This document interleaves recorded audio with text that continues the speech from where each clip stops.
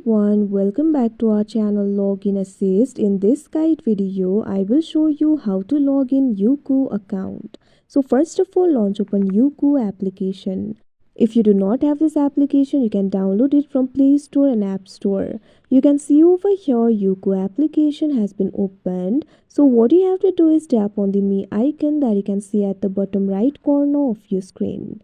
Now you'll be led to this kind of interface. So if you want to log in to your account, tap on this option login or sign up that you can see on the screen.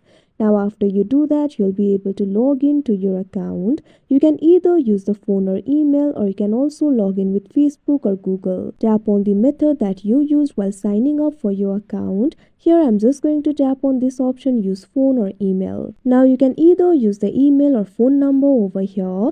Tap on the option of your choice and simply enter the detail. Here I'm just going to enter my email address. Now tap on the next option that you can see on the screen.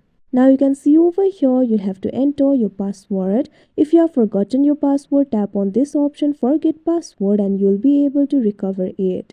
Otherwise, simply enter your password over here.